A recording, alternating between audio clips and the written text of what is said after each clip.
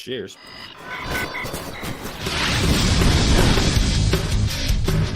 Welcome to the Bleeding Burgundy Podcast, a Washington football podcast by fans for fans. With your hosts, Jesse Martin. You want to play what? Okay. Say hello to my little friend. John Taylor. Quiet, numbskulls, I'm broadcasting. And Keith Gray. The King, your Majesty.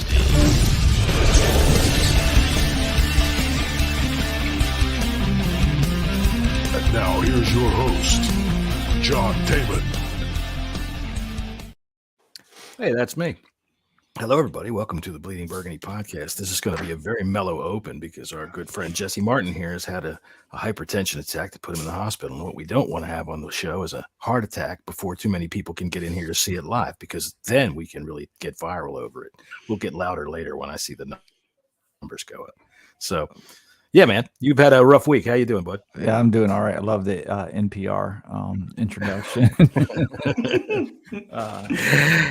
And joining us from Barrow and Furnace across the pond in jolly old UK, our good friend Scott.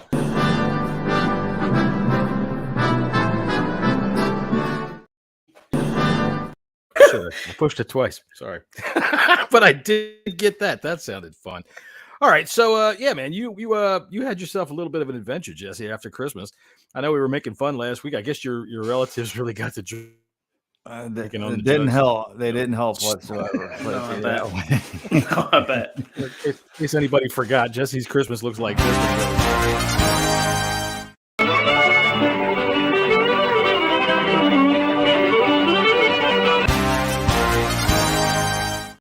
I could definitely see how that would.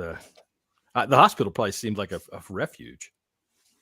Yeah, it was boring as hell.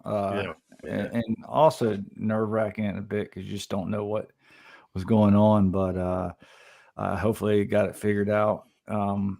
Just got to take it easy, and medications and Hey, getting old ain't for sissies. Yeah, no doubt, no doubt. Sure. I know a lot of people were asking about you, especially Scott. Scott was like super concerned. Well, I appreciate that. I really was actually, to be fair. Yeah, he was. All right. So anyway, I know you didn't get a chance to rant and rave about the game last week, which was probably what put you in the hospitals watching Taylor Heineke, especially that last interception of his where you probably I'd turn it off. I didn't even know Carson Wentz freaking got into the game until the next day because I turned the game off. He went out. Here's the text I got. What the fuck kind of interception was? And then the next thing I know is he's in the hospital. Yeah. I don't know if it's a good idea for me to watch the game on Sunday. I was thinking about that yesterday. I was like, I don't know if I should watch it live. Maybe I should just follow it on Twitter first. No, don't do that. And then do not do that. It'll be even worse. I don't know, because I get pretty damn anxious during games, man. I really do. My blood pressure goes up and down, and it's like, do I want to risk it? Like, seriously? So I don't know. We'll see. Well, see, mine doesn't do that anymore.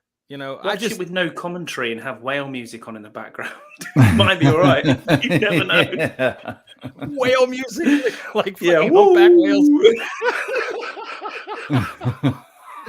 Or some white noise or something. Peace and serenity and Carson Wentz at quarterback. Yeah. They just don't go hand in hand, do they? That's for sure. Get like a waterfall fountain, put it in the background, some soothing noises. Yeah. Tune in for Jesse. What are those? Jesse does a bonsai tree coming up next. Yeah. Hey, I'll tell you what though. All right, so we do have a big game coming up this weekend because I asked you to make sure that you knew what the playoff scenarios were because, believe it or not, Scott, fucking Jesse up here, Mr. Heart Attack, is actually very goddamn optimistic about this. Am I wrong in saying that? Look, I'm saying there's a possibility that we could clinch on Sunday. And yep. Yeah, we very well could. Obviously need a ton of help, but the Lions played like shit last week, and the Bears have started somewhat to get an offense, and We need Kirk Cousins to beat Kirk Cousins and beat the Packers that are surging right now. You know, who would have thought the Vikings are home dogs. Yeah, who would have thought that the Packers would be in it at this point of the season when we saw them weeks and weeks ago. They were one of the worst teams in the entire league. And then you got the Seattle Seahawks, which are just floundering right now. I mean, they're holding on by a fucking thread. They get the Jets. And the Jets are good. Mike White is back, and he's played the best out of the three quarterbacks that's been under center for the New York Jets. So, there's a chance. There's a chance. The team that probably scares me the most about winning this week is the Lions. I think we'll see what last week did to them, how it affected them, but Carolina took it to them, man. Tell you what, they ran. How much did they rush for? They were over 200 yards in the first half, and they were talking about breaking the record. I think it was 300, just over 300. I think it was 308 or something like that they got in the end. It was a great game. Really, really good game. So I think the Jets have a good shot of winning, and I think it's a coin flip with the Vikings and the Packers at this point. So, if we take care of business, which I do believe that we will, I think there's a chance, man. I had to look at it all, and I think I pointed out to all of you, and I said that I've got a screen here with Giants, Washington, Seattle, Lions, and then Green Bay, and I think every one of us is going 1-1 over the next 2 games. Yeah, and if that happens, we get in. So this clinching possibility on Sunday, do we need anything else to happen other than just us win? Yeah, the other three need to lose. Yeah, the Packers need to lose. The Lions need to lose, and the Seahawks need to lose. Okay. And that can which is not. It's plausible. It can happen. Sure it is. Or tie. Sure it is. Or tie. Yeah. It's also plausible that we could lose. It is, but I think it's. I think we should win this game. I do. I haven't had good feelings about these games lately, and it's mainly the Taylor Heineke effect. Mm-hmm. I think Wentz is the better quarterback. I think he gives this team a better opportunity to win.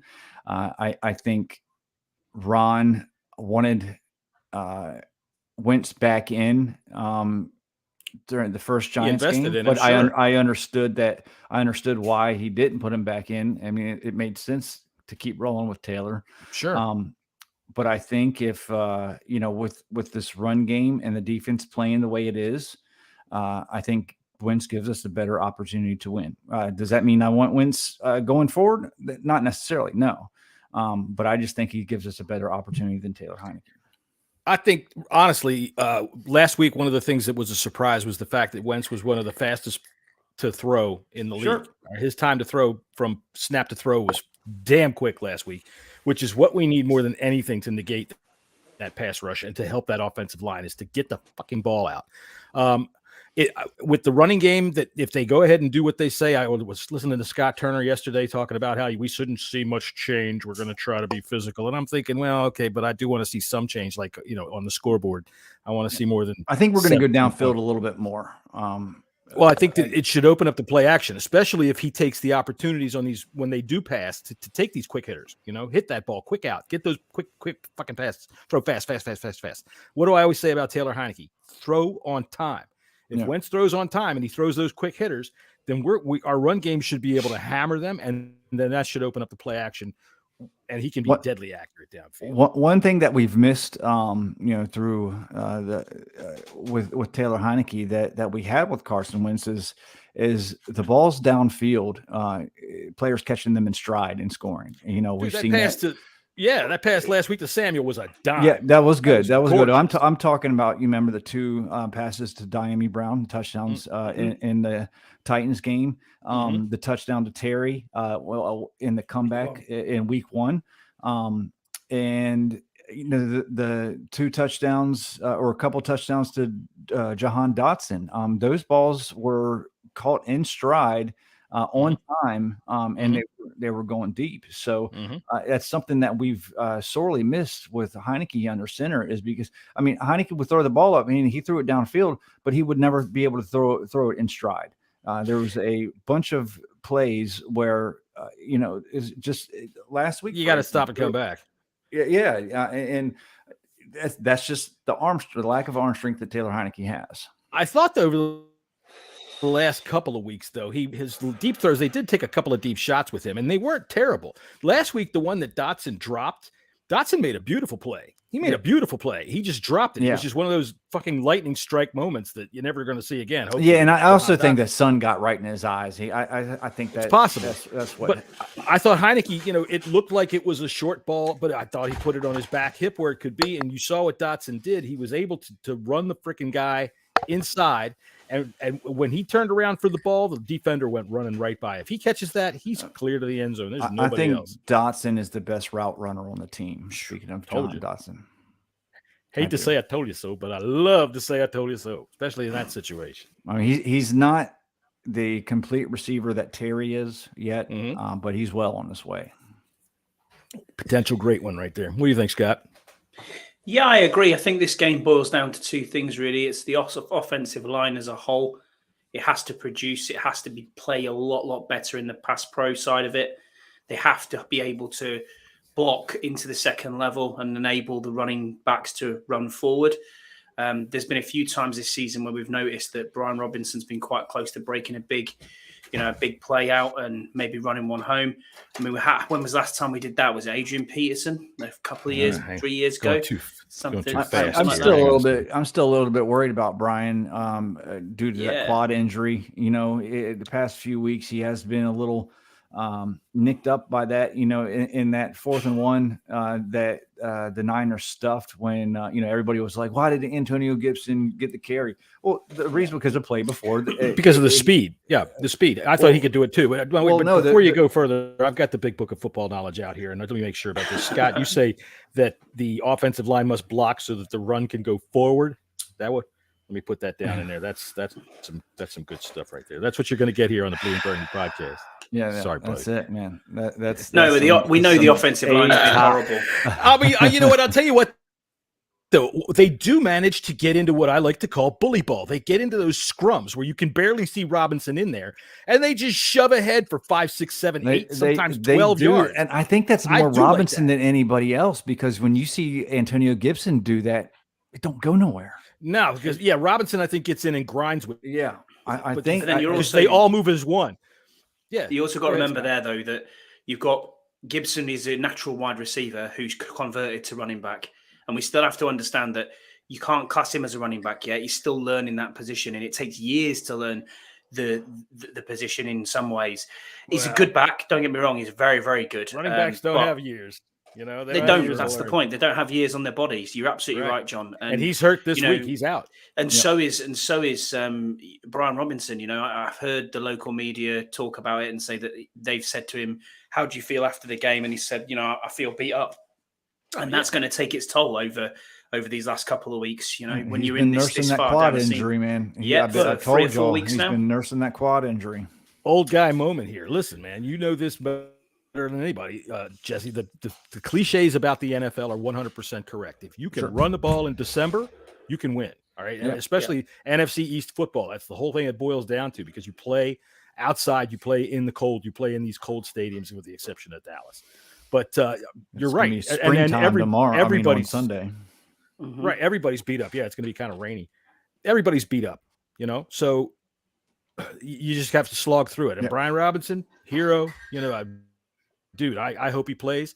I want to see a heavy dose of him. I want to see a heavy dose of Williams. Yeah, and that's the thing. I think Williams is going to play a big part in this game right here. Because of the fact that Brian Robinson is hybrid. And I think Williams is more of a Brian Robinson type running back anyways. Yeah. So I think that's actually going to help. You don't have to force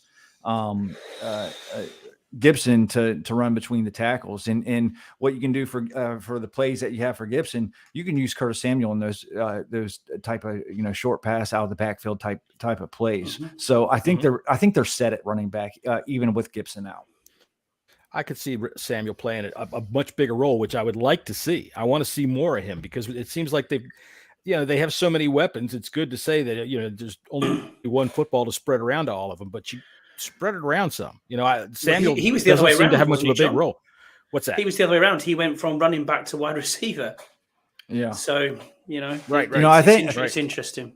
I think too. I think besides Terry, Wentz did a good job of spreading the ball around earlier on in this season. And Heineke, he would zero in on Terry, and there's nothing wrong with that. Don't get me wrong. Hey, you got when you're second string, you go with who you're comfortable with. But I think you're going to see Wentz be able to get the likes of Samuel and Dotson involved a little bit earlier in the game.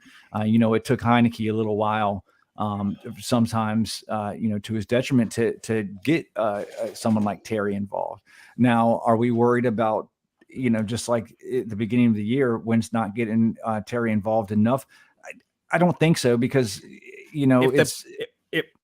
if they move the ball, score 28. I'm sorry, they score 28 and 27 like they did in the first 2 weeks. I don't care who they get involved. Put the ball in the end zone. And I don't think Terry will care either. He's not going to scream and cry, I didn't get the ball enough.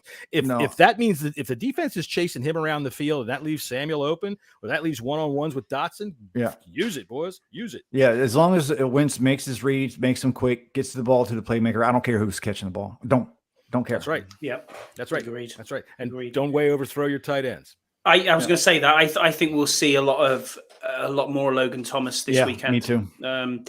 We all know what Wentz was like with Goddard at the Eagles. He loves a tight end. He loved the tight end at don't we all with the Colts as well. So we all love a tight end. Say the same thing. I would say the same. I would believe that, except I go into my local Walmart and I go, God damn it, a lot of y'all really just don't care, do you?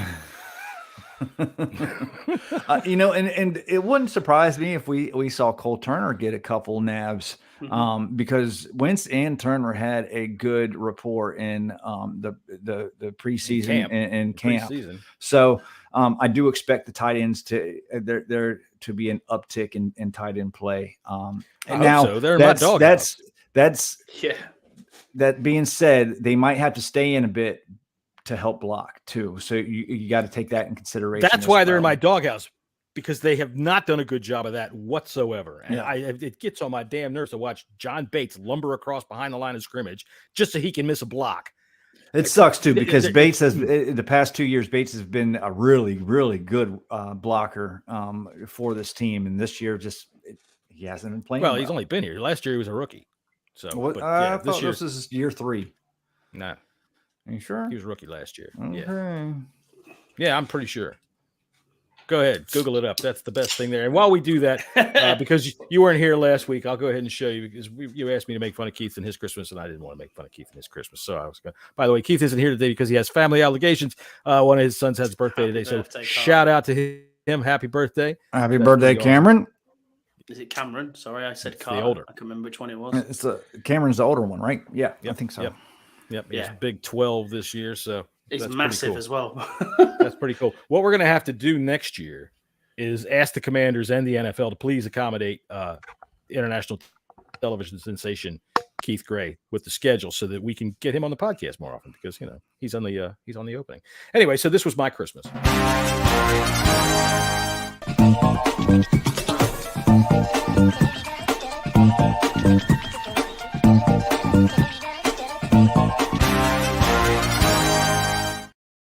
We have a good time in my house. All right. I bet, yeah. Yeah, we have a good time.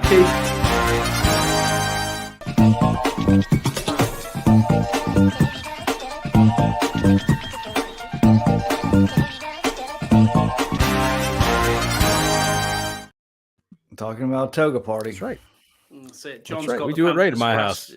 He's got the pampas grass outside the house and a big bowl as you go into the front door.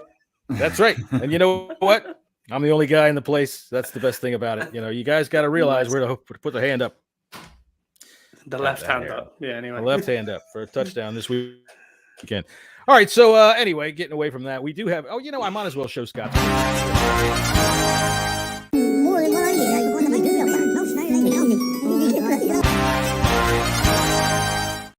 I do just love the yellow hog's head. Why is it yellow?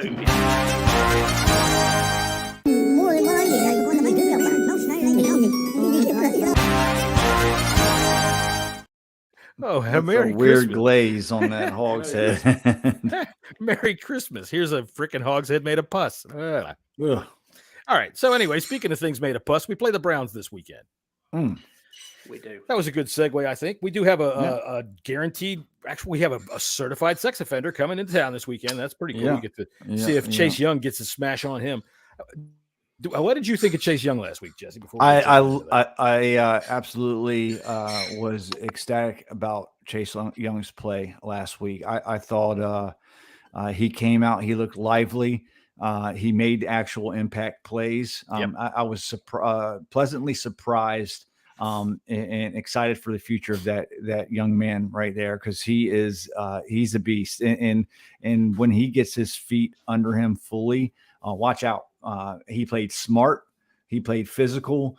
And he played within the scheme that he was supposed to play. And those were some of the things that we were worried about, coming from last year. A lot of people stated that he didn't, really play within the scheme itself. And you noticed, especially, he ruined a screen to McCaffrey, one of those impact plays. Instead of rushing the quarterback, he started to, then jumped back, and Right. Purdy had to go the other way. He ran down Christian McCaffrey from the back in one play. I thought he looked really well. So I'm excited. He's going to be starting this week. And we sure need him out there because James Smith-Williams is out with a concussion. Yeah, and I'll tell you what, as much as I don't like him, the certified sex offender that they have playing quarterback in Cleveland is a damn good runner. So sure. The thing that has hurt us this year has been mobile quarterbacks. Jalen Hurts didn't really. We played it well, but Daniel Jones did twice. So I'm excited for the ability that Chase Young brings to the table to be able to try to keep him contained, because I think he can. I think he was very confident on his knee last week. Yeah, he looked. I thought they moved him around, which was good. I didn't want to see him so much at the left defensive end, but the three big plays he made, I thought were one where he crashed down and stopped that fourth down run, the pass that he swatted down, that both came from the left defensive end side. That pass he swatted down, Scott and I were talking about that last week. Dude, he was like, he put his hand up and waited for it. Like, okay, you're just going to hit my fucking hand. So, all right. So we got the Cleveland Browns coming in. Jesse, why don't you go ahead and break down the Browns for us? Because I know you got a head full of them. You've been in the hospital doing nothing because you will not watch Law and Order, and that's about the only thing that's on, except trashy people acting like assholes, which is on practically every channel during the day. That's true. The Cleveland Browns, man, it's kind of a funny team. They start with their Browns. Yeah, let's start with their offense. We'll start with their number one guy, and Deshaun Watson. We all know who he is. We know what he was 2 years ago, but the thing about it, he hasn't played in 2 years. Right. He hasn't played well yet. But he hasn't really played well yet, but you have noticed each and every game he's starting to get a little bit better and better, more comfortable with the offense. They have a really good wide receiver that has destroyed us in the past in Amari Cooper. And they have one of the best running backs in the entire effing league in Nick Chubb, and also their number two running back, Kareem Hunt. But the fact that our defense is that good against running backs. Listen, we corralled Christian McCaffrey last week. I'm about to corral these fucking dogs if they don't shut the fuck up. Hint, hint.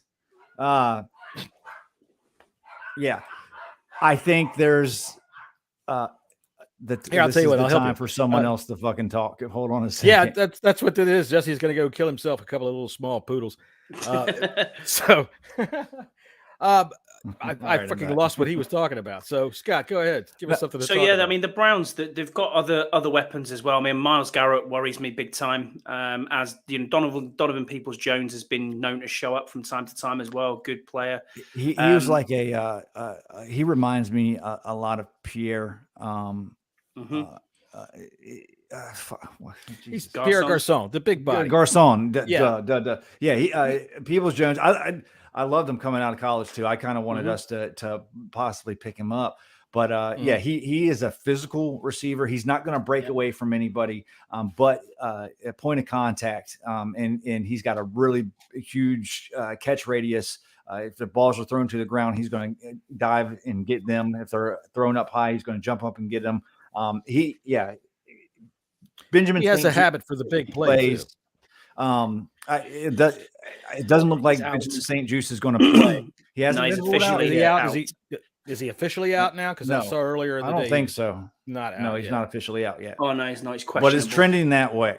And I'll let y'all on a little inside information. I had a long conversation with someone that covers the team before the Giants game, and put it to you this way: the coaches are not happy with Benjamin St. Juice.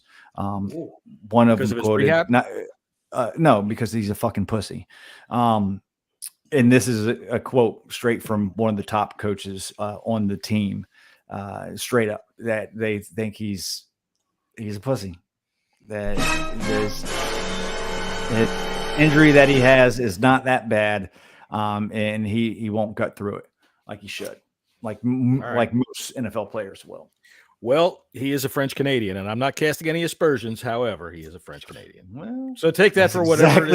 That's exactly what. I'm not going to mention no names, but what he told me, he's a fucking French Canadian. Those guys. I swear to God.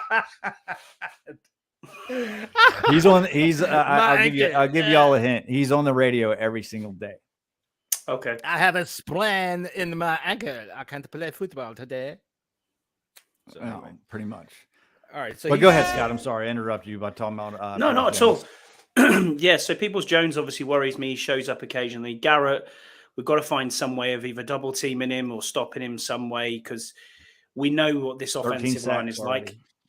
Well, Jadeveon Clowney's not going to play, and he's not. He's questionable. Dude, come on, it's Jadeveon Clowney. He's questionable. I don't know if it's concussion again. Yeah, he was out last week. He's questionable this week. Look, he's trending towards playing this last I heard. Well, that won't last long. Probably he is Jadeveon Clowney. The dude steps onto the football field and he says, "Ow, the sunlight! I have a concussion. I'm down." So, I agree as well. That's creeping around both camps. It's we're not going to mention the C word, but there's a lot of illness going around, and supposedly non-COVID. Probably flu. Yeah, it is, and it's. I think it's trending everywhere. I mean, Chase Young's had it a couple of days. He's been out, but he's obviously starting. Yeah, I think this game boils down to the offensive line, how Carson Wentz plays, and then what we do if Cam Curl doesn't play. I mean, he was an incredible miss on the last game against the 49ers. George Kittle was able to run ragged. Yeah. And we don't want that either. We need someone to come down. That's one of the main reasons why we gave up so many points and giving them short fields. Mm-hmm. This game was a lot closer than if someone just looked on the stat sheet. But we just kept giving up short fields. And in a couple big plays, and one big 99.9 yard freaking drive. That run, that 77-yard run. Well, that 77-yard run, and that Cam Curl, like you talked about, that's a big one. I think he is going to play. He's trending towards playing. He almost played last week. That's the big one right there. This defense looks totally different without Cam Curl. You noticed it in the beginning of the year. We had three or four games without Curl. We had four. I think it was the first four. First four games without Curl. When Curl came back, you noticed a marked difference in how this defense played. Curl should be back this week. The back end should be locked down a little bit better. I am worried about St. Juice, him not playing. That could hurt because, like I said, Amari Cooper and Peoples-Jones, those are two really good receivers. I mean, they're good at tight end too. That's the thing. They're good at tight end. Njoku's good. David Njoku's pretty good. But like I said, I think with Curl back, I think that limits. I think we've done pretty damn well against tight ends. When Curl's been on the field this year, for the most. I think a lot of times they haven't really gone to him very much. We haven't seen the deluge of tight ends like we have seen in the past.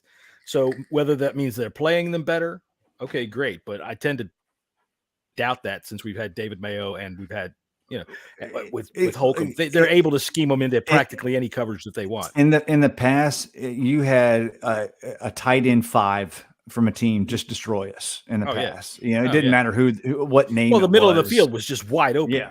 For whatever, you know. So, but by the way, for John Bostic, let's just go ahead and say, attaboy.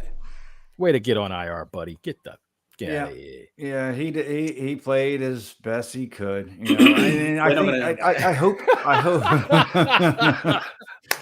I hope we see Milo Eifert. So do I. I really do. I've been wanting to see him for a while now. He's quick. They activated him. Oh, right? He's been activated. They bring up, and they sorry, go ahead. They brought somebody up, and then they brought it back. You know who? Yeah. Well, they put Apke on the practice. They got to have people to be on the scout team. That's why Apke's on there. Sure. It has nothing to do with being on the 53 at all. Right. They're not picking him up because this guy will put us over the top. So who do you think will start next to Jamin Davis? Then do you think it'll be Eifler, or do you think? I would go Eifler. Well, I mean, listen, I'm not out there. I don't see what's still there. Is he? Yeah, but he's on the practice squad. He's placed. I didn't see they brought him back up, or I didn't notice they put him back down because he was up a couple of weeks ago. Yeah, they could be bringing him back up, but I think I want to see what Eifler has to offer. Sure, man. We've seen what Mayo has, and he's had a couple good plays this year. Yes, he's had a couple. Yeah, mostly on special teams, but last week chasing that pass was just awful. Yeah, it was awful. But, I mean, if you got any slower, he'd have got a parking ticket. See, we need speed, man. We need speed to match what Jamin Davis has to offer, and I think Eifler gives that to you more than Mayo or anybody else on. You know, Eifler's behind Bostic on the depth chart here, so I'm guessing we will see him some. Hudson is actually still active on the team, so okay, but. So we've also got somebody named Tariq Castro Fields. He's on IR. Danny Johnson. Did I see that he was injured? I'm on a podcast. Let me call you back. No, he's on a podcast. All right, there you go. I don't know if Johnson's starting in place of St. Juice. Benjamin St. Juice. Yeah, it's all up St. Juice, man. I would assume that Johnson would get the start if St. Juice is not back. And I really did they start hope. Reeves? Did they start Reeves last week? He played he played a significant number of snaps. I know that he played well too. Yeah, I don't know if he started. They have so many different fucking defensive formations that they run, especially with all the safeties. Who knows who started? You know, but he did play well. Reeves did play well. Bottom line is they're going to have to corral the sex offender. They're going to have to keep him hemmed in and don't let him get loose. They'll run plays out there that are just going to be designed. Like they ran a touchdown last week with him. That was just a designed run, but the way that they set it up, man, you have to cover. You have to cover, and before you can actually change direction and chase him, he's already got 10 yards. You know, they haven't been scoring points either. No. So no, they haven't. They've been staying tight with tough teams. I mean, they beat the Vikings. Right? No, they beat the Bengals. And they beat the Vikings in overtime. They beat the Bengals. No, they beat somebody in overtime a couple weeks ago. I'd have to go back and look at it. But they've got quite a weak. They've got quite a weak offensive line as well. They're a bottom third offensive line. Yeah, they're bad offensive line. Their defensive line is bad too. Besides Myles Garrett, you can run on this team. The interior defensive line is terrible. They're giving up, I think, like 4.9 yards per carry. One of the worst in the NFL. It was earlier this season. They were historically bad. I think they were giving up like 6 or 7 yards per run. They've tightened up a little bit, but still, I was listening to one of the beat writers for the Browns earlier today on I think Kevin Sheehan's podcast, and he was saying that this team can be run on by anybody. So that should help open things up for Carson Wentz, make it a little bit more comfortable for him. Right. And basically you need to key on one guy, and that's Myles Garrett on that the Browns defensive line. They had a really, really good defense, but injuries have ravaged them this season. They had a good set of linebackers, but they're on their like 7th and 8th linebacker this year. So they're the middle of the field. I'd say I feel bad for them, but yeah, we've been there. Fuck them. Yeah. We should. What we need to do is we need to exploit this. And one thing that I'm tired of is watching the Commanders is watching them play down to their opponent, watching them let opponents stay close. And a lot of that has been because we don't score points. Number one, we punt too many times. We try to play field position because Heineke isn't able to convert first downs, with the exception of that one game against the Eagles. Most of the time, we should be well ahead of teams most of the time. But we just, I'm gonna give Heineke a little bit credit for last week in that first half. I thought he played well in the first half. And cap it in. But again, when Heineke plays well, it doesn't last long at all. No. See, I'm not going to blame him for the fumble, right? They hit him in the back. You can't, but it's the fact of the matter is everything adds up, man. Oh yeah, the interception was like, yeah. And so listen, is Carson Wentz going to produce that much more? I don't know. Well, I don't think anybody knows. This is a different team than what it was in the beginning of the season. And if people can't understand that, then I really don't know what to tell you, because this team's different. If you have your health on, especially on the defensive side of the ball, that's more possessions, that's better field position. The offensive line, even as shitty as it plays right now, it was fucking a hell of a lot worse earlier on in the year. Right. Well, I'll tell you what. I'm going to go ahead and play this, because we haven't done this in a while. Sit down and shut the fuck up. Shut up! Shut up! Sit the fuck down and shut up. Shut up and sit down. Will you shut up? Just sit your ass down here and shut up. Right, and that's for the folks that have been bitching all week long about and laughing like, oh, you think Carson Wentz is going to do any better? Look at his numbers again. Blah, blah, blah. Jesse's right. This is a completely different team. We didn't run the ball then. All right, we didn't have a running game then. And no matter what our offensive line has been abysmal in pass protection, since Brian Robinson has come on, they've been able to run the ball, and they've been able to run the ball effectively. We just unfortunately seem to forget about that in the second half, or once we get down inside the 10-yard line, we just don't do it. But with Carson Wentz, who is a better quarterback, he's better at playing the position, he's better at how he throws the ball, he's just a better quarterback. With the running game to be able to take that pressure off of him a little bit, they should be able to spread the Browns out. They should just be able to spread them wide, open up holes in the side, in the middle with the fucking running game, and then be able to hit them with the play action. So if Carson Wentz hits these quick passes and throws them on time and gets them moving outside, hit Terry on those little freaking outs, hit you know what I'm talking about. As soon as they do that stuff and get them spread out, the game is ours. Let's not forget how more familiar Carson Wentz is with this offense as well too. People tend to forget that learning a NFL offense in a short amount of time, you have to be a genius to do that. It's like learning a foreign language, man, in a matter of a couple months. You can't fucking do it. It takes time to do it. So Baker Mayfield says hello. Well, Baker Mayfield also known as our quarterback next year is also familiar with the offense that he went into. So this offense that Carson Wentz came into is totally different than what he's ever run before. I mean, different verbiage. McVay's verbiage, and that's besides the point. He was very familiar with the offense. Based on the way the guards played for him in the first 4 games, sure, his most important verbiage was, "Oh fuck, fuck." Yeah, all right. Yeah. That was what he was yelling most plays. Now, I'm not going out and saying what you're saying. I'm not going out and saying it's almost whether he's played or not, he can learn. Right? Yeah, he can study the playbook.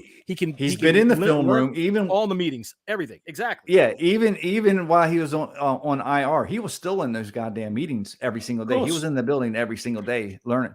Now, I'm not sitting here telling you that everything's going to be hunky dory when good, because I don't even know what the fuck hunky. Yeah, I don't. We don't know. We don't know what's going to happen. I don't know what the fuck. But I am going to say I feel a lot better about this team at this point of the year with Carson Wentz back under center. I agree. And I could be dying on this hill. I could be crashing and burning, but I think Carson is a better all-around quarterback than Taylor Heineke. Yeah, I don't really give 2 shits, to be honest. Who's at quarterback? Just win. That's it. Whoever's going to give you the best chance to win, whether it's Howell, whether it's Wentz, whether it's Heineke, I don't care. I'm not paid the millions of dollars that the coaching staff are paid to tell me who's the better quarterback. They are. You have to trust what they're doing and say, yep, I understand why Carson's back in some ways, because politically and around the NFL, that you've paid this guy a lot of money, you've traded away picks for him, you've got to play him now while he's, while we've got these next 2 games at least ahead to test out to see what you've got next season, because he's got no guaranteed money. Neither is Heineke. They're both free agents. And to be honest with you, I don't think either of them are going to be here next season. Carson is playing for his NFL career. Of course he is. This is his 3rd team in 3 years. This is it now for him. Yeah. It's shit or bust. Either he plays well for these next 2 games, leads us into the playoffs and has a good playoff run, whether it's we're out first round, but he plays well. It's one of them where we've got to say to ourselves, he's there to look at what's happening next season. And, we can get him back on a cheaper contract, but I'm not sure whether they're going to be looking to do that, whether they're going to be in the Derek Carr stakes. We don't know what's going to happen at the position. So let's just ride it out till we're there. He's got more talent than Taylor Heineke. That is absolutely evident. And the ceiling is a lot higher, but the floor is also there as well. We know what Taylor's got. No matter what. When you've it got, is, but we've got a body of work, haven't we? Right. Yes, we do. And we've got a guy that's actually had MVP votes. And, I know that that's a different career ago because of his injuries. But the fact is, the dude's got a cannon, and he's got a cannon that he can accurately place the ball. That I'm going to go back again to it. That pass to Samuel last week was beauty. That was one of the best throws of the season by far. Yeah. I mean, that was a gorgeous pass.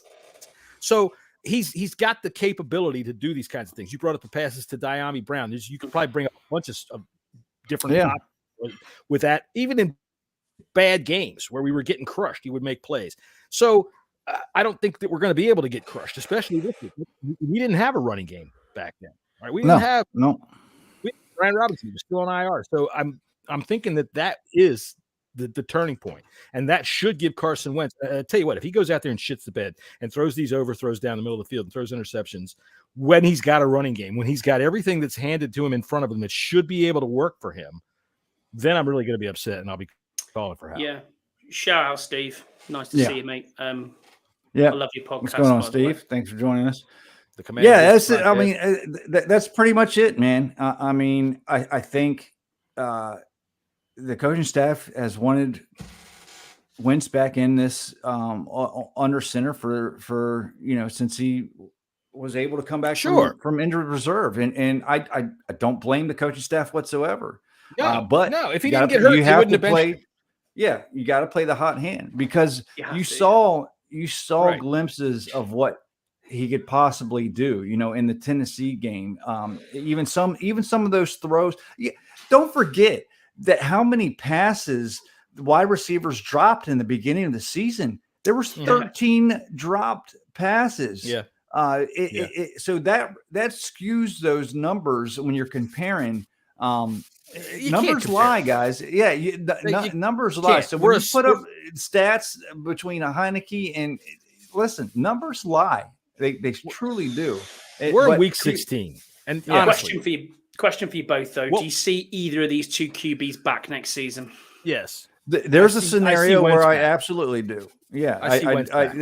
If Wentz goes out, beats the Browns, beats the Cowboys, and beats the Vikings in the playoff game, that's a definite. See him back. If he goes out and just gets us in the playoffs, he's back.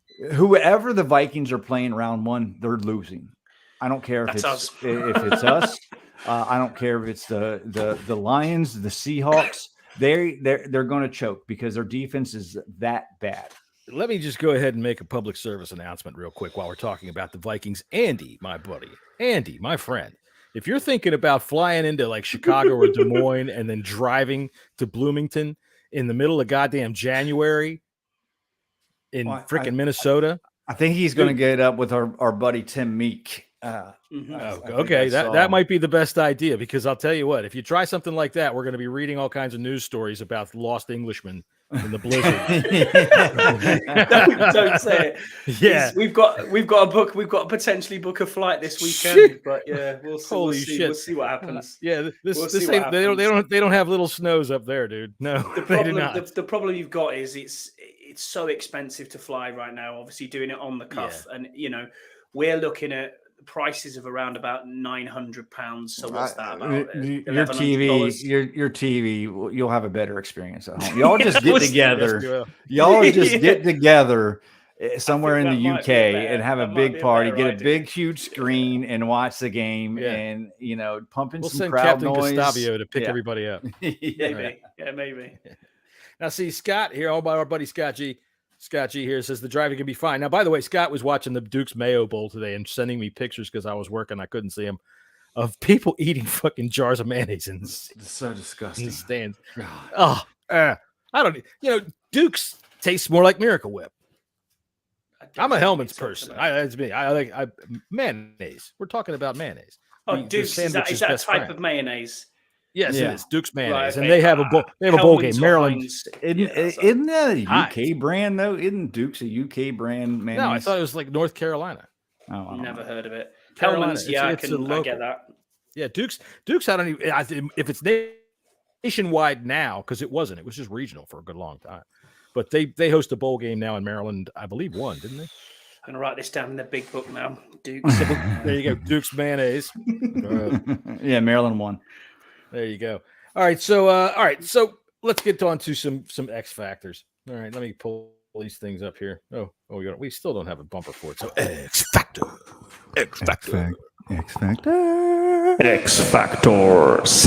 Now, I got to tell you, Jesse, I'm kind of disappointed. You had time in the hospital to work on a better X Factor open, but you didn't. You could have given us some harmony or something there. Sorry. I tried to sleep, but I couldn't. I was just on my phone watching Hulu. All right, so Scotty, who's your first offensive X Factor of the week? The offensive X Factor for me would be Carson Wentz. That's it right there. Got to take it. That's the only one really. That and the O line, but yeah, offensively Carson Wentz.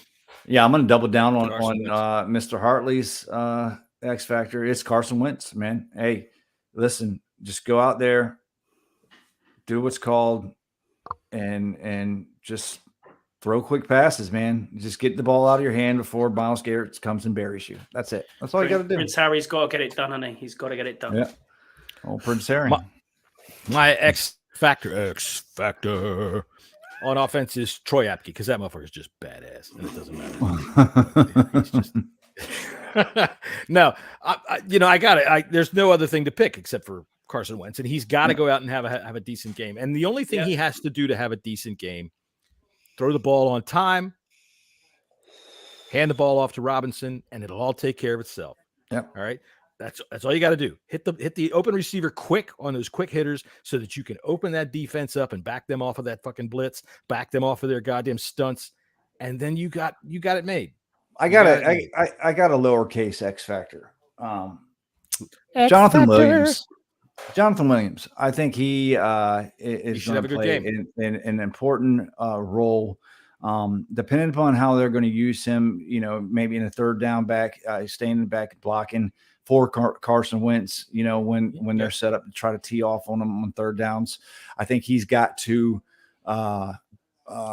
be Scott, there you go. I didn't even see that, Scott. I don't know if you said that before I said it or what.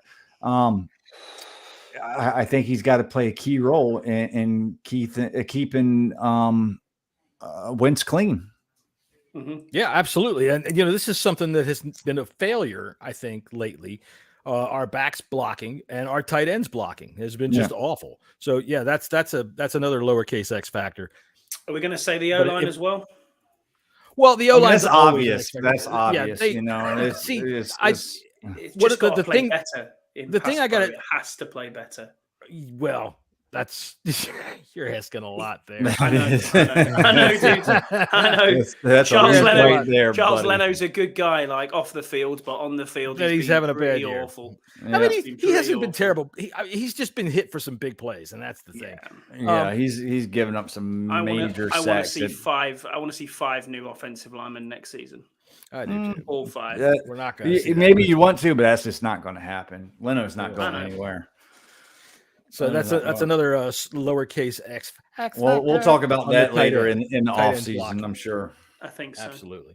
All right, Jesse, who's your first defensive X Factor of the day? X Factor. Cam Curl, man. If he plays, he is the player. Yeah, you can talk about Chase Young all you want, Montez Sweat, the beast up front, but I think Cam Curl in controlling the traffic in the backfield is going to be the most important piece on this defense. All right. What about you, Scott? Your defensive X Factor. I'm going to go with whoever is standing in for Benjamin St. Juice. I think it's probably going to be Johnson. Yeah, if Juice doesn't play, yeah, there's still a chance he plays. Maybe However, Reeves. We've been told by good sources he's a pussy. He is. So I think whoever stands in for him, if Benjamin St. Juice doesn't play, that's what we need to make sure we shut down there. And Cam Curl, as you said, I'd double down on that as well, Jesse. It's definitely we've missed him. We have missed him, and it's massively evident when he's not playing. Yeah, it's totally this defense is just totally different when he's not on the field. Absolutely. My defensive X factor of the day is Jamin Davis, because they've got running backs. If you get Chubb is a guy that can break it long. He can break 90-yarders before you even blink. Okay. Kareem Hunt, I don't know if he's still got the breakaway speed to be able to do that stuff, but that dude's got 15 yards in every time he touches the ball if you're not careful. He can still be nasty. Yep. He's a beast. So I think Jamin Davis is going to have a hell of a time. He's got to have a good game, stopping that run, stuff in the middle like that, and keeping an eye on the sex offender. You're going to have to spy the sex offender. You're going to have to watch him on these play actions, these rollouts, because the dude can take off and run, and he's very good at it. He does have a goddamn cannon on his arm. The SO. The sex offender. The SO. That's right. The SO. The SO. So, yeah. I'm not going to be nice to him. Screw it. The alleged sex offender, I want to see him planted on the ground several times. I want to see Jamin Davis go in there and grab his ass and throw him on his head. That's what I want to see. Matter of fact, in the first quarter, F.A. Obata, bite him. Fucking bite him. Go get him. Bite him. I've got his jersey now. Chase Young, go in there and accidentally fucking knee him right in the groin. Yeah. That's what I want to see. Go ahead. Make sure that his lady friends at the freaking massage parlor that he's going to molest later can't do anything. Personal foul, biting the passer. Personal foul. Go after the sex offender's junk. That's what I say. All right. So let's see here. Okay, so that's our X factors. Let's get to some predictions. Jesse, what do you got? He's going to be optimistic. I know it. He's going to be optimistic. I am. I think we win this. I think we win this pretty handily. I think we're going to score. It's going to be 31-17. Jesus Christ, 31 points. Oh heavens. I think we have a pretty decent offense. I think Wentz is going to throw for like 310 yards, have 3 touchdowns, and then we have a defensive touchdown as well. I think Joey Slide, it gets, I guess, 1 field goal. Okay. And I think I'm going to say Danny Johnson, and it has a pick 6. There you go. Because you know what? I'll tell you what. That dude will break on the ball. Sure. I just hope they don't play him so soft like they did a couple of weeks ago against the JV squad that we were running against. And I want against the Giants JV squad. Danny Johnson can be a ball hawk. A guy like Amari Cooper, if they scheme him up right, can burn him with that kind of shit because he will bite. But hey, I'll take that. Danny Johnson with a pick 6. All right, Scotty, what about your score prediction? I'm going to go 28-13 Commanders win. 28-13 Commanders win. Attaboy. Mm-hmm. Got any predictions? I think on it's how? going to be quite. I think it's going to be quite handily one. I think we'll probably. I don't like to think how the game's going to go. I do think we probably will get a defensive touchdown. Maybe a pick 6 from a forced fumble, something like that. But yeah, I think this is a day where the wide receiving core comes out strong. Might see Terry with 2 TDs. And maybe a Dotson or a Samuel one. But yeah, Carson Wentz throwing the ball, it's going to make a difference. And I think you're right, Jesse, kind of around the numbers, the late 200 yards, like 280, something like that, maybe just over the 300 mark is about where I would put Carson for the day. Just don't want to see interceptions, obviously. I'm going to pick a win, but I'm not going too heavy on the points. I still think that we've got a problem at offensive coordinator. We're going to see whether or not that's actually true this week. And I want to say that quietly because Jesse's blood pressure will go up. Pick on Scott Turner. So we don't want to do that too much. But we'll see this week. I think this means a big thing because this is a team that can be had. But I still think that we will play to where we'll score more. We'll get 24, and I think we'll win 24-20. So I give our defense a little bit more credit than like I said, even agree. last week. I predicted a lower scoring game last week, but the defense still didn't play that bad. They were no, they didn't. Got some shit in the sticks as far as field position goes. With the interception, the fumble. We didn't convert that 4th and 1. They were started in in their own territory. So I think, listen, if Cam Curls plays, I think we definitely keep them under 20 points. 24-19 if Cam Curl plays. There you go. That's where I'm going. We're going to win, but we're not going to score very much. All right. I still think 20 points is a reasonable thing. And, whether they might score on defense, who knows? I just think that we're not. Could be right. Could be right. You got to show me. Show me we can beat somebody by a lot of points. I'm bigger on Wentz this particular game. I think there's because the Browns secondary it can be had. I'll be a lot less optimistic against Dallas. Even if they don't play some of their stars, they still got a solid team. They got solid depth. But Dak Prescott, man, he is not looking good at all. Didn't he get hurt last week? 2 interceptions last night, wasn't it, as well? He played last night, and I'm sorry, he just didn't look good. I think he's hurt. They were playing the replacements last night, and they did not look good. Dallas, I'm sorry, but Dallas just didn't. I mean, the Titans were not playing anybody. If Ryan Tannehill and King Henry were playing last night, and they had their defense on the field, the Titans would have won that game.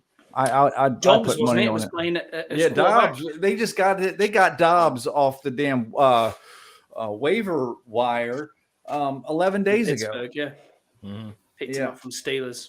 But it's strange, though, that Malik Willis didn't get the start there. I was a bit shocked when I saw that they were starting Dobbs. Listen, if you've seen Malik Willis play in the past, he's got a long, long way to go before he's talented, but he is raw. He's very raw. So there we go. All right then, fellas. I think we're getting close on. We still got 3 minutes left to go. We were efficient today. So then we'll have a think. What were your thoughts on the Derek Carr shaking out on the QB for next season? We've already said Wentz will come back. Good topic. It all depends. I will say this. I know you want him. Yeah, I'm a fan of Derek Carr. Derek Carr. Yeah. If he winds up getting a release, I would want a waiver claim to be put on Derek Carr without a doubt. A doubt. If they wind up trading him, I don't want to give up too much, but I would consider trading for him and letting go of. I think Carr has a much bigger ceiling, or he's got a lot. His floor is a lot higher than Carson Wentz. We all know Carson Wentz's ceiling. That's that 2017 season. We're never going to see that again. So that's a forever ago. Yeah. But Carr, I think, he threw for 5,000 yards last year. We're talking about VP, He went to the playoffs. Josh McDaniels is a terrible coach. He's awful. Every time he gets out from he's great under Bill Belichick, but once he gets out under Bill Belichick, he's a fucking mess. They are not the coach is They're not letting dysfunctional him. Mess. He's not even letting him coming to the game or coming. No, he's gone. They're making him stay home, and the team is very upset about it. Oh yeah, fuck yeah. It's absolutely ridiculous. They look like us. Is what looks like. They But look like a yes, Dan Snyder run organization right now. I would strongly consider Now, do you after Derek consider Carr. Baker Mayfield? No. I don't know. I might. I'd like to see Jordan Love. I'll be honest. I think he's done well when he's came in. I'd like to see what they're going to do with that. I don't think Rodgers is going to retire, and I don't think Brady. I would take Carr. I'd take Carr over both of them. Oh yeah, I agree. But I don't think with Carr's no trade clause, and he's not allowed to. He can pick where he wants to go. Sure. If you were Derek Carr right now, would you come to Washington? With the weapons the weapons that we have right here, and we are an attractive place for the owner selling the team. This is going to be a very attractive place for players. As long as they get the OL fixed, and they can show him that. Yeah. The weapons he's got here are crazy. But you're not going to pay him $40 million, that's for sure. No. Well, you're going to have to pay him. You're going to have to pay him. But I don't want Ron giving away the farm on a quarterback. I don't want him picking a quarterback high. As far as I'm concerned, the last rookie quarterback I want him taking is Howell. All right. Ron, as far as I'm concerned, is going to be in year 4. Right now, if you extrapolate it out, we're going to get into the playoffs possibly. Even if we win both of these games, we're at 9-7-1, which really is just we're not moving forward very far. Definitely, I agree that we've had backup quarterback for the last 2 years, but this is also one of Ron's boys. This is the guy he's brought along, and I think that even after this year, he's a lame duck. If we sell the team, if the team is sold, a new owner coming in March will keep Ron for next year, but Ron is good as gone unless he goes very deep in the play. Yeah, I have to disagree with that. I do too. Fuck both of you. If there is a quarterback, whether in the draft or available via trade or free agency, I don't give a shit if there's a lame duck or not. You go get that goddamn quarterback. No. You get if there is a say we're. But who is that quarterback coming out this year? Say that maybe this year or next year or whatever. It doesn't make a difference. If you've targeted a quarterback in the first round and you have a trade package yet you want to go get it, and that quarterback is almost guaranteed to. But see, I don't want Ron doing that. Why? Because I don't think I trust him to make that decision, for one, and for two, even if like I said, a new owner comes in, Ron's got to go to the NFC Championship. If a new owner comes in, it's as good as gone. Yes, absolutely. Because they want their new guy. They want their guy. I don't believe that for one bit. I think Ron gets why not? That's what happens wherever the hell. Yeah, that might happen, but I don't see him remaining the coach. I just don't. Ron is so well respected in he's well respected league. But he wins 9 games a year, 8 games a year probably this year. All right, so does every other coach that does not have a quarterback. I mean, that's where it comes down to. But what it comes down to me is I don't want him picking our next quarterback. I got no problem with him doing it. You get a quarter, you go get. I don't want to do that because what's going to happen is he's going to be gone. He's going to be gone whether it's upstairs or not. And then the next coach comes in and it's the same cycle that we go through every time. The next coach comes in and gets a rookie quarterback. So you would go not pick up a talent and potential future franchise quarterback just because I don't know that there is a potential future franchise. I don't think there is a potential. Man. I don't think there is a potential future franchise quarterback in this year in this draft. I don't think there is one. And for one, and for two, you don't know that. No, well, I'm not going to let him roll the dice on it either, because that's really all it comes down to. You go get that might be Sam Howell. You have to try and get the quarterback. I don't. I think he's already tried to get his quarterback. So this is the best he's been able to do. So in my opinion, with what's because available, I think he's not going to last. That's the whole bottom line of it. He's not going to last, and if he doesn't last, I don't want him picking somebody for the next guy. I couldn't even say I don't even believe that he wouldn't last. I do. That's what I think. So we gave Gruden 5 years. Now we know there's going to be an ownership change. We get that completely, but to go back on your point, though, if he gets in this year, that's 2 years out of 3 that he's got us into the playoffs. Yeah, one with a shitty record, and this one is playoffs. Playoffs. Playoffs is playoffs. We didn't have that under Gruden. You go to the playoffs with no quarterback and no offensive line, and you're trying to kick the coach. Are you kidding me? No. I don't think he's getting fired this year. Not at all. No, I know what you're saying. Even with a new owner coming, it's like, but I'm telling you what, gonna be like, next okay, year, you whatever took they these two do, teams to the playoffs, whatever they do next and year, you what had he's a shit team. Okay, that's fine. That's Next a year, pretty what good he'll coach do to is me. he'll go Sorry. 9-6, or he'll go 9-8, and we'll go, hey, there we are again. Hey, you need to have a quarterback. Yeah, we do. You gotta have a and quarterback. look at what he got when he got Cam You're Newton. not going to win without a quarterback. Period. When he got Cam Newton. When he got Cam Newton. Yeah, he did. Though. He was a That's first okay. overall That pick. was a quarterback. That's But what that's I'm a It was a quarterback. first overall Yeah. pick. You know, But that's what teams we're look saying, at, though. people look at things like, well, yeah, but people look at things like, okay, well, look at the Bengals. Lots of teams are going to get their franchise quarterback. Yeah, but they're picking first in the draft. We're not picking first in the draft.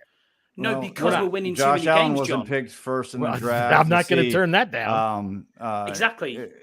But you can't have Aaron it both Rodgers ways. wasn't picked first in the draft. No, I get it. Sam Howell wasn't picked first in the draft either. Yeah. My point being is, I don't want him drafting a first-round quarterback this year. Frankly, in my opinion, this year in the first round, we need to look at left tackle. We need to look at our and that's next probably left where tackle. it's going to happen. But That's what I want to my do. point is, if there is a quarterback to be available in whatever coaching staff, whoever's the coaching staff, I don't care if it's their last year, if they're retiring the next year.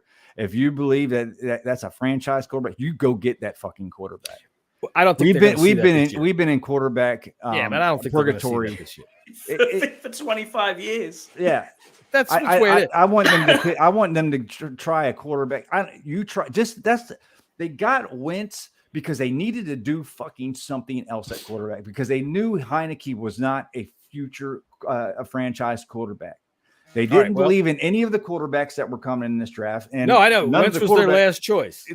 That was their basically only choice. Right. You know, their other choices got so the people and Mark Tyler, I love you, and I'm usually on the same page as you, but when you say Ron handpicked his quarterback, that's utter bullshit. He didn't handpick his quarterback. That was what was left off the pile because that was all that was available. Quarterbacks do not grow on trees. There's a very few that are franchise right now. They do not come around. They don't come around. 10 people on the planet that can play at a franchise level. That's what I'm saying. Exactly. So that's why you have to attempt something every year.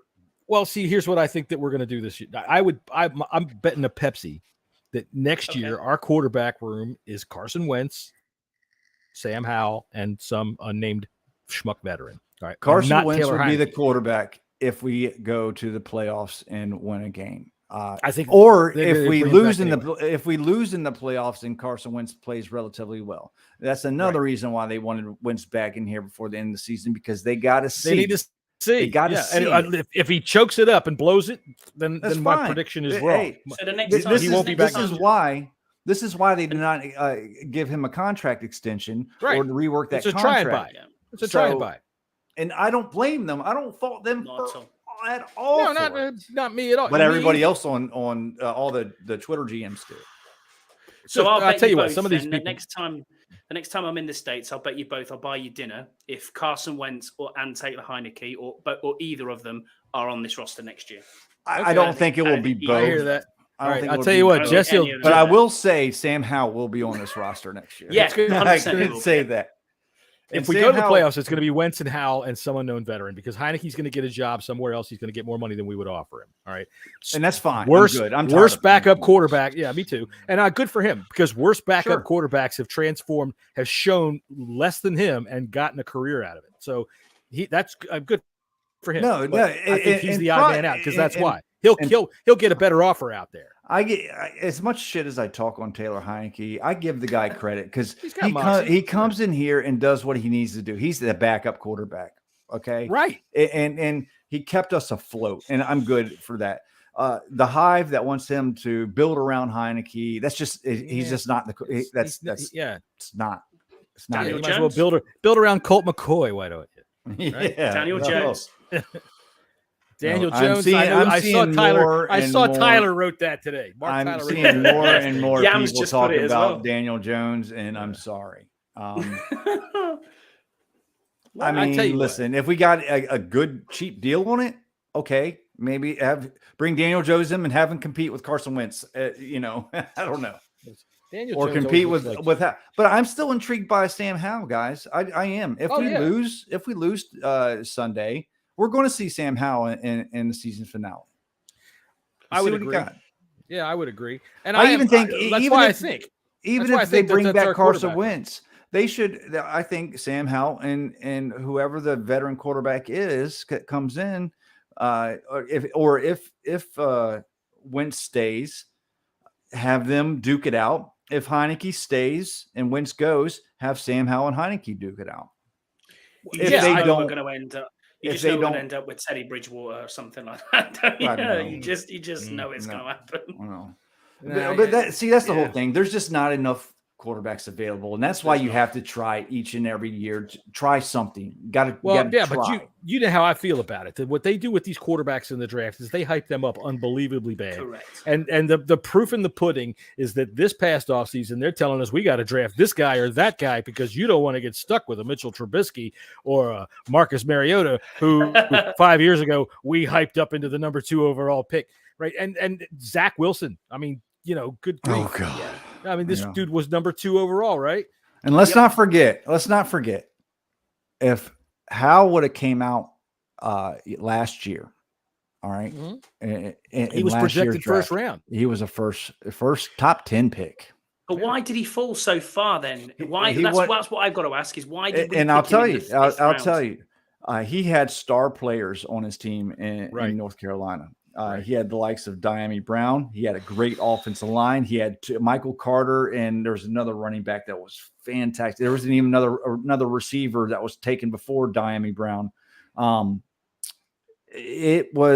He had a really, really good team. And last year, he had to put everything on his shoulders and run the team. I mean, he ran. He ran the ball more than he wanted to, or more than the team wanted to, but they had no weapons for him. And the NFL I still think we got a steal in the 5th round with Sam Howell. I do too. He does have talent.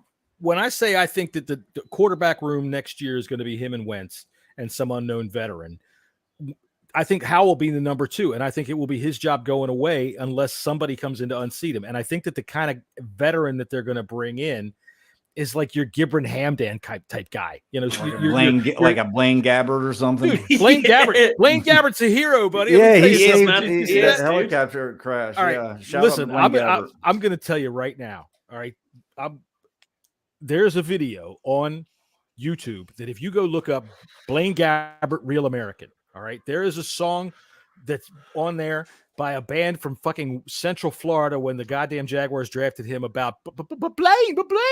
Dude, it is the worst heavy metal song you've ever fucking heard in your life. Some bad ones. Dude, this is awful. I'm telling you what, on the Old Bang Radio Hour, it is a classic. There's people that right now that listen to my old show that are watching this that are going, oh, Blaine. As soon as they saw his name in the news today, their brain went, Blaine. And if you watch this video, you'll know exactly what I mean when I say, Blaine. Oh my God. But yeah, big shout out to Blaine for being a hero. Way to go. That was nice job. Cool. Even though you've been a shitty quarterback, right. But that's the kind of guy we'll end up. We'll end up with a practice squad. Best job in the league, that Jesse holding the clipboard. Yeah, best job. Yeah, no, but I haven't lost faith in Sam Howell. He could be our future. We just don't know. We don't know. But the fact of the matter is, you got to try something. You got your number one priorities is to try to figure out your quarterback situation. That's it. Sometimes because you're not going to win in the league without a quarterback. This isn't the same type of league that it was when Trent Dilfer played. It's not that. No, I agree. I get it. I get that. But at the same time, the last time we took a reach, I mean, granted, Dan Snyder ran in the room and okay, everybody, listen, we're going to draft Dwayne Haskins. But that was such a disaster because not only was he just not good, but then his coach gets fired and he gets another coach that doesn't want him, can't work with him. So I do not want to repeat these kinds of overlaps. The coach quarterback combination is so important, right? It's one of the most important keys. So I'm all for, honest to God. You want to know what I think? Dude, if the Cardinals fire Cliff Kingsbury, I would mind talking to him. I want young, innovative minds. I want young, innovative offensive minds. I want people that know new goddamn things that can get out there and design something that can get us fucking points.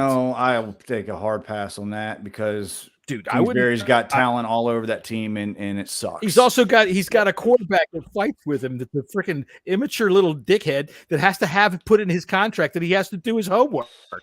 No more video games for you, young man. So I mean, he's I'd kind rather of sign Turner to a 10-year contract extension. Oh my God. Than to take that. Christ, you're gonna send. I'm telling y'all are just wrong about Turner. I don't think so. Sorry, you go, whatever. So I listen to people that actually like are experts on it, and saying that people I think he's just insulted us. If people are saying that he's been looking at for a head coaching job, whatever. Then let him have one, because you know what? What I say get him a quarterback that actually can run the system. Whatever. Here's the thing. How about you tailor your system to what your quarterback can do, and you have a little shrimpy quarterback that can't step up in the pocket, and you get a pocket that gets shoved back in his lap. You roll him out once per game. It's a completion every time, and you do it once per game. Is it? Because it's actually incompleted almost every time. Come on now. Every time he rolls out, Heineke throws pretty well on the run. We don't do it. We don't do it at all. Welcome to the Bleeding Burgundy podcast. There's a reason why we don't do it at all. Tell you what, you listen to your experts, buddy. There's a reason why we don't do it. I love being a couch GM. I love being a couch GM. Me too. He's got to fall on the sword if it's, and I have my say. Anyway, we're 115. So yeah, we had a good time today. So, all right. So this weekend we've got games on Sunday. Tomorrow is New Year's Eve. I'm old. I don't do jack shit on New Year's Eve. Jesse, I don't think you're going. There's no games tomorrow.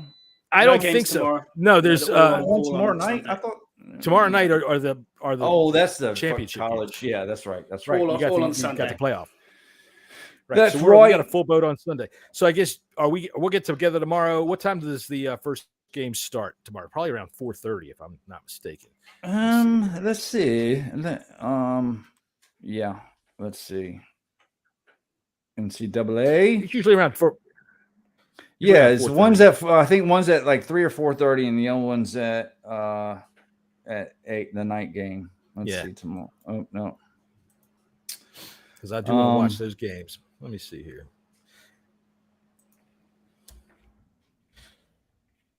Oh, it is going to be. Where the hell is it?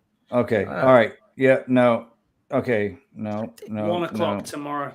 1 o'clock is 12 o'clock. You got Alabama and Kansas State. Then you got Iowa and Kentucky. That's the Sugar Bowls, Alabama and Kansas State, and I hope Kansas State beats Alabama's ass. All right, so 4 o'clock, you have TCU is going to get destroyed by Michigan. TCU, at 4 o'clock, and then at 8 o'clock, you get Ohio State, Georgia. Yep. So, okay. All right, so I guess what we can do, it's up to you guys. What time do you want to go tomorrow for our I'm good whatever time. Let's do it early. Let's do it early. All right, let's go at 3 o'clock. Oh, that's not early. Oh, 2. All right, then. What time do you want to go? You want to go at like 11? Maybe 11. Yeah, I can do 11. Can we do 11? Is that all right, Scotty? What would that be, 4 my time? Yeah. Can we do 5? Is that okay? At your time? So noon? Yes, noon. Yeah, is that okay? Yeah. We can do that. Sounds good to me. I'm good with that. All right, so everybody out there you go. You've seen the negotiations. We'll have a nooner. I want to watch the rugby, that's all. So yeah. As a rugby? That's right. All right, we're gonna take the Browns to the Super Bowl on Sunday. That's right. I hope so. We're gonna shut them out, motherfuckers. Let's flush those sons of bitches, and let's get the sex offender and just bury his head in the ground. The only thing I want to hear out of the sex offender is that's it. That's it. Appreciate all y'all in the chat contributing to our podcast, Scott and Yam and Steve and everybody else. You can catch us on Twitter. I'm at Jesse's24. Scotty's at ScottyH84. And John is at Bang Radio Hour. That's right. Subscribe on our YouTube channel or any of your podcast platforms. You can go to the Bleeding Burgundy YouTube or the Bang Radio Hour YouTube channel. And if you go to the Bang Radio Hour YouTube channel, you can go watch some old cartoons. There you go. That I made 15, 20 years ago. You'll have fun. So, all right, there you go, everybody. We'll see you guys tomorrow at 12 o'clock noon for our show. Eastern Standard Time. That's right. And we're going to pick some football games, see how we did in the Big and Boss book. And if you would like, please go ahead and give us a like and give us a good review. And everywhere that you can, give us 5 fucking stars because, frankly, we know where you live. Yeah. And Scott, you're in North Dakota. It's not like it's going to be too hard to track you down. We just start knocking on doors, and after it doesn't, so we're bound to run into it. Of course, the problem is it's like 500 miles between doors. So, and don't forget to go on the BetUS site if you want to do any gambling. BetUS.com. You'll get like 125, just like 200%. 200%, Jesse. Yeah, you're going to make me have to do this reading. Up to 200%. All right, hang on a minute. I guess I'll pull it up and do the professional thing here. Let's see. Okay, listen up, sports bettors. Your favorite sports book, US.